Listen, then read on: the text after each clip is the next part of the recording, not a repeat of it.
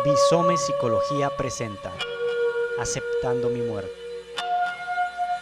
Pues nuevamente bienvenidos aquí a este episodio nuevo donde estaremos hablando sobre la historia de la tanatología. Ya miramos la prehistoria y ya miramos la edad antigua, lo que suponemos que fueron los duelos. Y el día de hoy pues vamos a estar mencionando la Edad Media. Edad Media comprende del 476 después de Cristo con la caída del Imperio Romano hasta 1492 con el descubrimiento de América. Vamos a iniciar diciendo que en esa época los monasterios y los cuidados a los desahuciados van a iniciar. El trabajo del tanatólogo obviamente es empírico y algunas veces muy precario. De hecho, no se conoce la palabra, como ya habíamos mencionado en otro capítulo, sino que es muchos años después cuando se utiliza la palabra, pero ya se sabía, ¿no?, que se podía hacer un acompañamiento. Este acompañamiento se hace principalmente por monjes o personas bienhechoras que ayudan a las pequeñas comunidades o en las grandes urbes, pero no se tenía así como que el conocimiento, ¿no?, de cómo era el proceso de duelo y cómo hay que llevarlo y las fases. Simplemente eran personas bienhechoras. No estaba, digamos, oficializado el trabajo de ellos.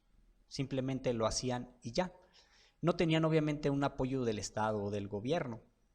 Y podemos decir pues que oficialmente en esa época nacen las asociaciones civiles sin fines de lucro, pues aunque no están registradas oficialmente, porque un monasterio simplemente era un lugar de culto donde había monjes que ayudaban a las personas, pero pues no estaba así como que registrado como tal. Eh, entonces digamos, o entendamos más bien, que tras la caída del Imperio Romano, la Iglesia Católica ya había adquirido poder sobre Europa y pues con ello la llegada de las órdenes religiosas dedicadas obviamente al bien social, pues como era el caso de los monjes. Apenitas fragmentado el Imperio Romano y en disputa de sus herederos porque queda dividido en cuatro grandes territorios, van surgiendo pequeños señoríos o reinos que poco a poco se convertirán en esos grandes reinados, como lo es obviamente España, Alemania, Inglaterra y Francia, que son como los más conocidos. Es importante saber que desde el Concilio de Nicea, supervisado, ojo, por el emperador Constantino el Grande primero, la Iglesia Católica toma una fuerza y un poder quedando como única en el Imperio Romano en ese entonces. Estamos ubicados por ahí, ahorita se me va la fecha, pero yo considero que como en el 350 antes de Cristo, cuando se hace este concilio. La verdad ahorita no lo tengo de memoria, no crean que todo lo tengo anotadito, ¿no? Pero más o menos por esas fechas. La mamá de Constantino tuvo una visión en la cual miró una cruz y de ahí es que ella se apega a la religión católica, a los seguidores de Jesucristo y convence a su hijo para que él también se bautice. Cosa curiosa, él se bautizará en el hecho de muerte, antes no, pero sí apoyó como una gran estrategia de gobierno, lo utiliza. Y obviamente que claro, por no tener el tener esta nueva religión, pues no quitaron otras que ya existían, pero podemos decir que pretendía unificar Constantino a Roma bajo una sola política y bajo una sola religión, cosa que le hubiera funcionado. Como dato curioso, usted que me está escuchando, en algún momento Plutarco Elías Calles pretende hacer lo mismo cuando está la Guerra Cristera, 1927 a 1929. Dato curioso, por ahí búsquelo en el Google.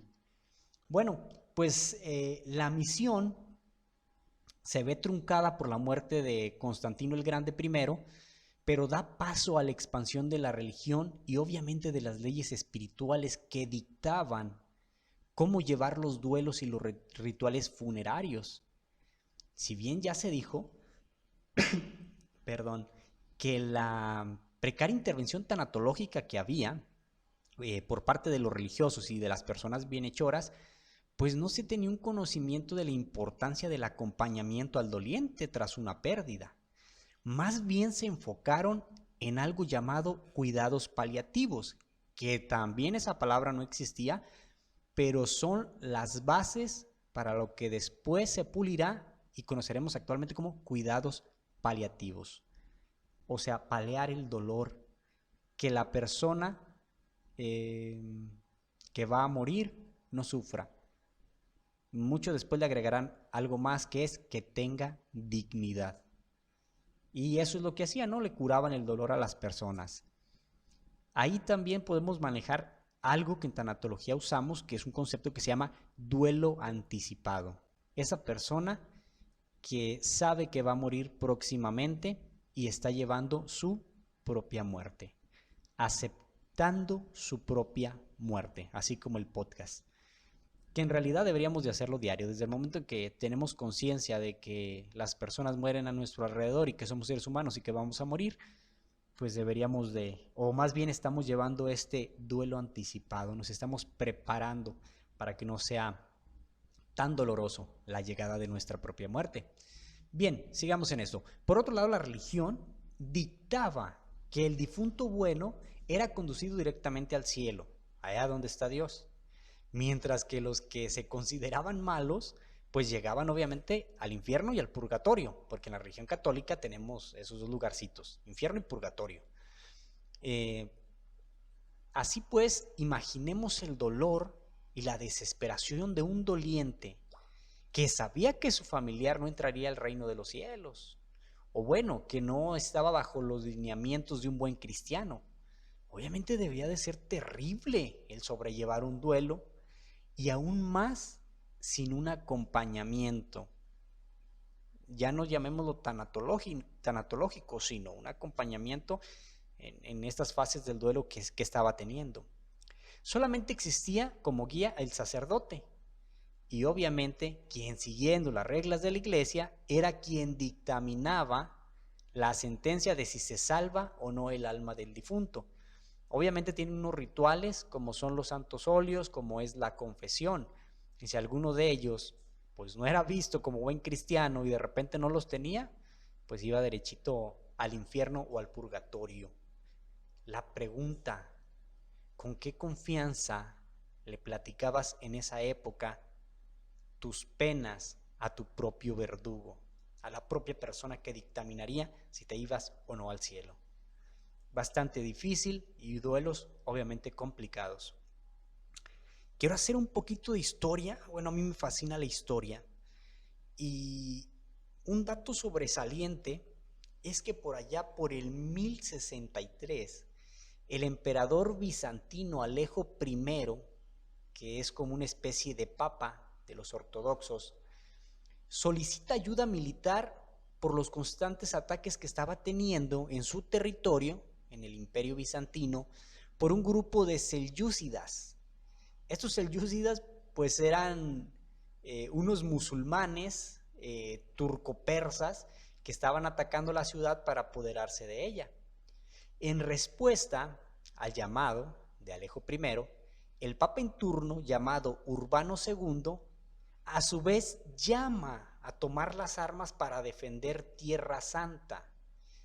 Y en el 1063, ese mismo 1063, surge el primer movimiento conocido como Cruzada de los Pobres, donde varias personas voluntarias se ofrecen para ir a defender Tierra Santa. Total fracaso.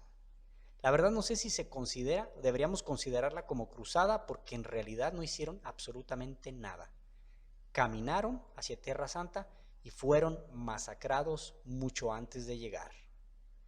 Y bueno, continuando con el apoyo cristiano a los ortodoxos, en 1095 Se hace otro concilio donde se hace un segundo movimiento, pero ahora es llamado Cruzada de los Príncipes, en el cual el Papa les dice que si ellos van a defender Tierra Santa, pues se limpiaban de sus pecados, fueran los que fueran.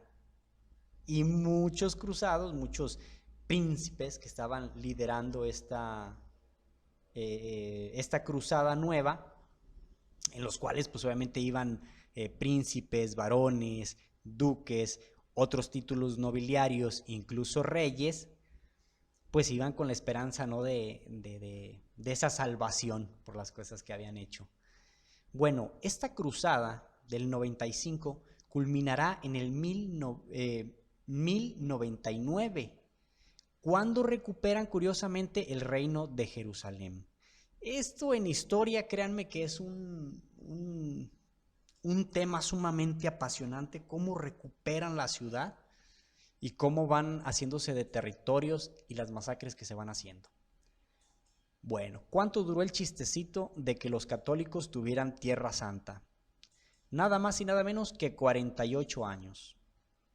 Porque 48 años después, los sarracenos, los árabes, inician una serie de cruzadas y logran tomar Tierra Santa. Obviamente no quedaron conformes los católicos y vuelven a hacer un llamado a las famosísimas cruzadas. Cuando hablamos de cruzadas no hablamos de esta cruzada que se toma Jerusalén, sino que estamos hablando de muchas otras. Hay muchas, también le exageré, no se crean, son 8 en total, 8 cruzadas, y pues comprenden desde el 1095, que parten los primeros, la de los príncipes, sin tomar en cuenta la del 63, hasta el 1291. Y ojo, solamente en el 99 tomaron la ciudad, 48 años, y después la pierden. 1291 y no logran recuperar Tierra Santa los católicos nunca. Ha estado en poder de los musulmanes. Bueno, en este mismo tiempo, pues los modelos tanatológicos, aunque no se llamaban así, pues se fueron puliendo, ¿no? Por varias razones.